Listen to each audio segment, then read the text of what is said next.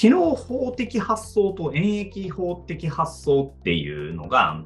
ちょっとややこしいジャンルでもあるので、お伝えしていこうかなと思いつつ、これ、日常生活における観察眼であったりとか、質問の仕方、ここら辺において非常に重要であるっていうのは、ちょっと常々お伝えしています。物事の見方において、機能法的な観点の見方っていうのが扱いやすいんですよ。もうちょっと具体的なお話をしていくと、例えば日中に眠たいっていうことがあったと仮定して、睡魔っていうものに対してカフェインを取ります。で、効かへんわーってなっちゃうわけですね。それはそうですね。睡魔の種類によってカフェインなんて効く効かないなんて変わってくるわけなので、なんで眠たくなってるのっていうのが非常に重要ですよという形です。言いたいこととしては、眠気の種類によってはカフェインは全く効かないことがありますよということですね。では、足を速くしたいと仮定して、自分の足が遅いとかだった場合って何が原因なのっていうと、スクワットしたら足速くなるんじゃないかなみたいな。これは単純に足が速くならない要素の筋肉量、筋バランス、ここら辺にしかアプローチできないわけですね。でももしかしたら栄養かもしれないです。もしかしたらフォームかもしれないです。もしかしたら精神の問題かもしれないです。こんな感じで大量に要素っていうのははらんでくるわけなんですよね。その方の走り方とかを何万人とかって見てきてる専門家がパッて見たら、この要素が強いかもっていう当て込みの確率が上がるんですよね。単純に今専門家って言ってますけども、自分自身の経験値として、例えばフォームローラーを使うとかって今までで人生であった人ってそんなに多くないと思うんです。そうなった場合、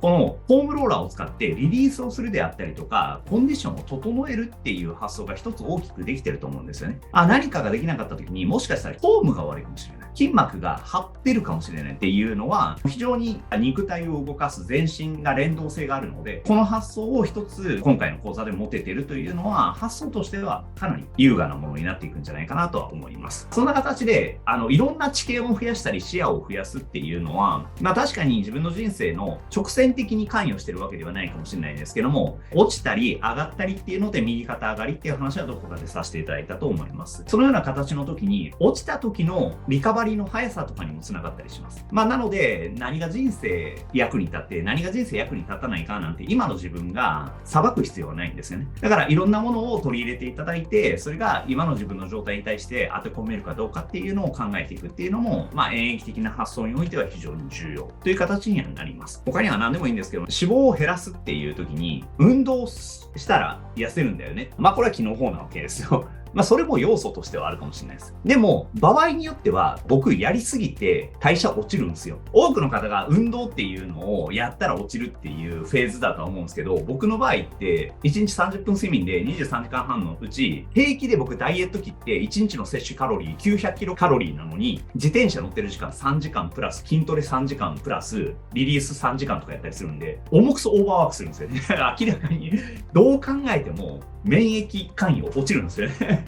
で、結果として体が防衛な方に働いちゃって、防衛に働いてしまうと脂肪増えるっていう現象起こるんですよ。言いたいこととしては、すなわち運動さえすればっていうのの逆も起こっちゃうってことなんですよ。これさえやればっていうのが、かもしれないを語尾に置くことで視野の広がりってかなり増える。で、あともう一点、他人を裁かなくていいです。こうやったらこうであるみたいな。その裁きの断言をしてしまうと、演疫的にものを見れなくなっちゃうんですよ。これはもうダメだって断定してるのを、後の未来の自分がそれを認めるっていうのは過去の自分の規定になっちゃうので、やりたくないんですよね、人間って。でも、理屈ではもはや分かってるんですよ。なので、断言をしてしまった場合、思考が完全に固定化されちゃうっていうのだけお気をつけいただければ。それをしないことが、機能法的から抜ける一つの要素ではありますよってことですね。言いたいことは、演疫的に考えるというのは、網羅的にですね、考えるというのが非常に重要ですよっていう、そういう癖をつけることっていうのが、また一つ自分自身で基礎改善っていうのがですね、この講座が終わった後も広がりを持って考えるための要素になっていくかなという感じですね。講師とか本講座っていうコンテンツとかっていうのは、言ってしまうとこのアプローチっていうのの現状における最適解を見つける速度が速い可能性が高い存在と思っていただければ。ちなみにこれパッと一言で言ってますけど、習うとはそれが全てな気もしますし、